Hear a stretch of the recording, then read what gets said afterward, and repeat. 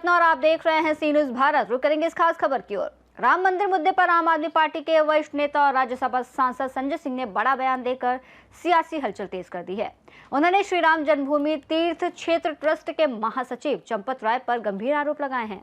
दरअसल राम मंदिर मुद्दे को लेकर आम आदमी पार्टी के वरिष्ठ नेता और राज्यसभा सांसद संजय सिंह ने बड़ा बयान दिया है। उन्होंने श्री राम जन्मभूमि तीर्थ क्षेत्र ट्रस्ट के महासचिव चंपत राय पर गंभीर आरोप लगाते हुए उन्हें चंदा चोर कहा। सुनिए। क्योंकि घोटाला ही इतना बड़ा है, भ्रष्टाचार ही इतना बड़ा है चंदा चोर चंपत राय का और चंदा चोर पार्टी का, कि उसके लिए एक के बाद एक नई जानकारी आती है और वो जानकारी मैं आप लोगों के साथ साझा करता हूं।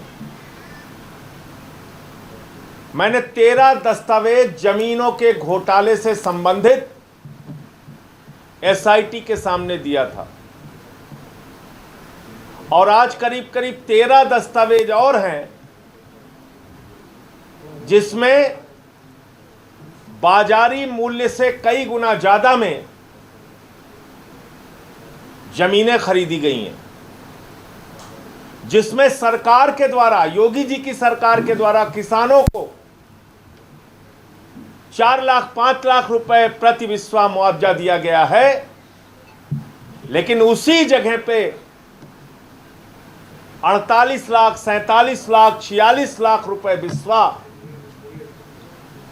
चंदा चोर पार्टी के चंपत राय जी ने जमीनें खरीदी हैं प्रभु श्री राम के नाम पर बने ट्रस्ट से। मैं पहली जानकारी आपको देना चाहता हूं।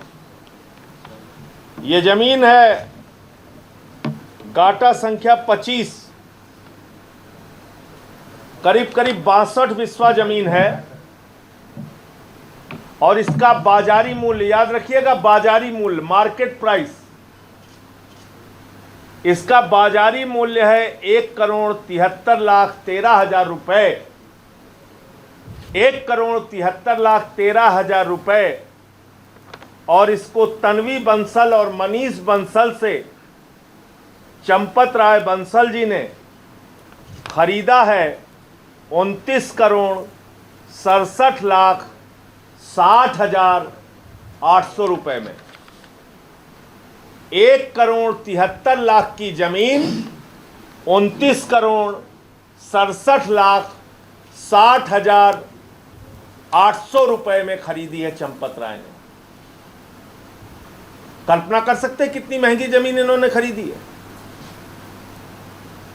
एक जमीन इन्होंने 9 करोड़ की 55 करोड़ में खरीदी थी और ये 1,73,71,00,000 की जमीन इन्होंने 29,67,00,000 रुपए में तन्वी बंसल और मनीष बंसल से चंपत राय बंसल जी ने प्रभु श्री राम के मंदिर के ट्रस्ट के नाम पर खरीदी है। ये घोटाला नहीं है तो क्या है? ये भ्रष्टाचार नहीं है तो क्या है? मुझसे सवाल पूछने वाले लोगों को प्रधानमंत्री मोदी से सवाल पूछना चाहिए कि उनके द्वारा ट्रस्ट में बैठाए गए लुटेरे क्या कर रहे हैं। नंबर 1। नंबर 2, एक जमीन है काटा संख्या 274। ये जमीन सैयद मोहम्मद निजामुद्दीन, जावेद इदरीस, सुहेल इकबाल, इन लोगों से खरीदी गई है। इसमें अशोक कुमार वर्मा और राजेश कुमार मिश्रा नाम के 2 व्यक्ति गवाह हैं। 1,95,84,000 की जमीन 6,45,20,000 रुपए में खरीदी है। 1,98,00,000 की 1,95,00,000 की जमीन 6,45,00,000 रुपए में चंपत राय ने खरीदी है। नंबर 3, ये जमीन विश्व मोहिनी चौबे ने पहले 9 लाख रुपए में खरीदी और ये जमीन जब ट्रस्ट को बिकी तो ये जमीन बिकी 98,20,000 रुपए में। ये चंपत राय ने खरीदी 98,20,000 रुपए में। एक और जमीन है, ये जमीन यशोदानंदन त्रिपाठी और कौशल किशोर त्रिपाठी से चंदा चोर चंपत राय ने 1,60,71,000 की बाजारी मूल्य, फिर से मैं दोहरा रहा हूं बार बार, मार्केट प्राइस बाजारी मूल्य से कई गुना ज्यादा महंगी 1,60,00,000 की जमीन, 1,60,71,000 की जमीन 4 करोड़ रुपए में चंपत राय ने प्रभु श्री राम के मंदिर के ट्रस्ट के नाम पे खरीदी। ये एक और जमीन है, गाटा संख्या 135, ये 35 लाख की बाजारी मूल्य की जमीन ऋषिकेश उपाध्याय के भतीजे दीप नारायण को 22 फरवरी 2021 को 20 लाख रुपए में मिलती है और ऋषिकेश उपाध्याय भारतीय जनता पार्टी के पूर्व मेयर का भतीजा दीप नारायण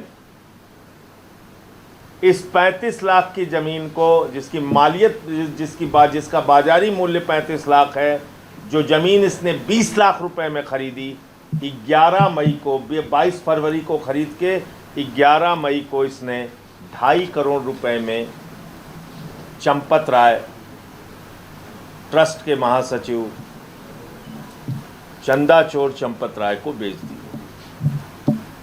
ये जानकारी मैं पहले भी दे चुका हूं, लेकिन आज ये दोनों कागजात हैं, ये दोनों कागजात आप ले लीजिएगा। एक जमीन है गाटा संख्या 24A, ये जमीन रघुवर सनन जी से राम मंदिर ट्रस्ट के नाम पर चंपत राय ने बाजारी मूल्य 81,30,000 और ये जमीन खरीदी गई 3,71,00,000 रुपए में। ये जमीन खरीदी गई 27 मार्च 2021 को। ये एक और जमीन है 24 मई 2021 को 25,20,000 की बाजारी मूल्य की जमीन गाटा संख्या 82 1,75,00,000 रुपए में खरीदी गई और इसमें गवाह हैं ट्रस्ट के सदस्य अनिल मिश्रा जी और उनके साथ एक दूसरे गवाह हैं राजकुमार दास जी। 25 लाख की जमीन 1,75,00,000 रुपए में।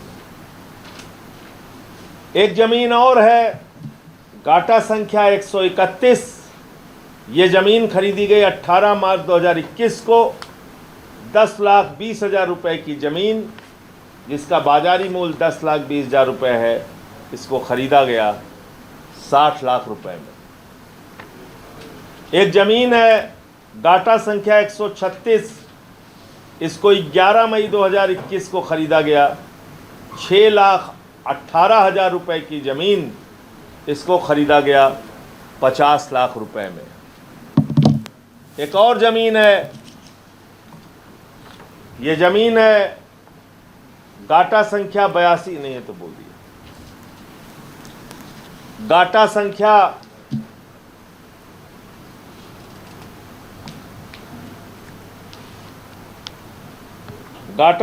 269, ये जमीन उमेश चंद्र पोरवाल और शीतला प्रसाद ने बेची है चंपत राय जी को 1,02,00,000 रुपए की जमीन 2,43,00,000 रुपए में, और ये 1 अगस्त 2025 को ये ज़मीन चंपत राय के द्वारा खरीदी गई है। एक जमीन है जिसकी खरीद 29 अक्टूबर 2024 को हुई। 56,93,000 रुपए की जमीन 1,96,77,000 रुपए में खरीदी गई। ये उसकी डिटेल है, ये बैनामे का कागज। तो करीब करीब आज भी 12-13 दस्तावेज हैं जमीनों के खरीद के, जिसमें आप देख सकते हैं कि किस तरह से कई गुना ज़्यादा महंगे दाम पे, यानी कि 1,73,00,000 की ज़मीन 29 करोड़ में खरीदी जाती है, 29,67,00,000 में। ऐसे ही कोई ज़मीन 6 करोड़ में, कोई 4 करोड़ में, कोई 2.5 करोड़ में ये ज़मीनें खरीदी गई। दान धर्म के काम में हमने सुना है लोग सस्ती ज़मीन दे देते हैं, नहीं जितने मूल्य की होती है उतने में दे देते हैं, नहीं 1.5 गुना 2 गुना लाभ ले लेते हैं। यहाँ तो तन्वी बंसल और मनीष बंसल ने 10-10 गुना ज़्यादा महंगा, 12-12 गुना ज़्यादा महंगा दाम लिया है। उसी जगह पे जहाँ पे तन्वी बंसल ने ज़मीन बेची है, योगी आदित्यनाथ जी की सरकार ने 3 लाख रुपए बिस्वा, 4 लाख रुपए बिस्वा, 5 लाख रुपए बिस्वा किसानों से जमीन ली है। उन्हीं किसानों से मंदिर के लिए जमीन ले लेते। हो सकता है योगी को उन्होंने 4 में दिया, आपको 2 में दे देते, 2.5 में दे देते, 3 में देते धर्म के काम में। आपने तन्वी बंसल और मनीष बंसल से जमीन खरीदी, जिन्होंने आपको 47 लाख 48 लाख रुपए बिस्वा जमीन दी।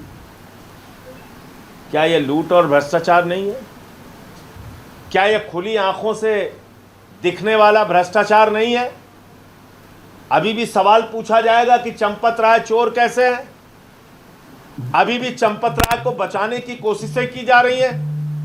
टीवी चैनल पर उनकी महानता की गाथा दिखाई जाती है और विश्व हिंदू परिषद और भारतीय जनता पार्टी के लोग कहते हैं, वो तो आके कहते बड़े महान हैं, साबूदाना खा के रहते हैं, जमीन पे सोते हैं, खटिया पे सोते हैं। भैया कैसे सोते हैं, कैसे रहते हैं, क्या खाते हैं, क्या पीते हैं, इससे हमारा लेना देना नहीं है। जो कागजों में भ्रष्टाचार उनका दिख रहा है, उसमें चंपत राय के बचने की गुंजाइश दूर दूर तक नहीं है। जो आभूषण चोरी किया, चढ़ावा चोरी किया, जो कुछ भी चोरी किया, वो तो एक अलग विषय है। सैकड़ों हजारों करोड़ की जो चोरी हुई, निर्माण कार्य में 40% कमीशन खाया गया, वो तो भ्रष्टाचार है। मैंने कल देखा कि विश्व हिंदू परिषद के अंतर्राष्ट्रीय अध्यक्ष आलोक कुमार जी ने पत्र लिखा डीएसपी को, जो इस मामले की विवेचना कर रहे हैं, जांच कर रहे हैं। उनको लिखा कि केजरीवाल जी से पूछताछ होनी चाहिए, संजय सिंह से पूछताछ होनी चाहिए, प्रोफेसर राम गोपाल यादव जी से पूछताछ होनी चाहिए, प्रियंका गांधी जी से पूछताछ होनी चाहिए। जिस शख्स ने, निपेंद्र मिश्रा ने, निर्माण समिति के अध्यक्ष ने कहा मंदिर में चोरी नहीं डकैती हो रही है, उनका नाम आलोक कुमार जी ने लिखा नहीं।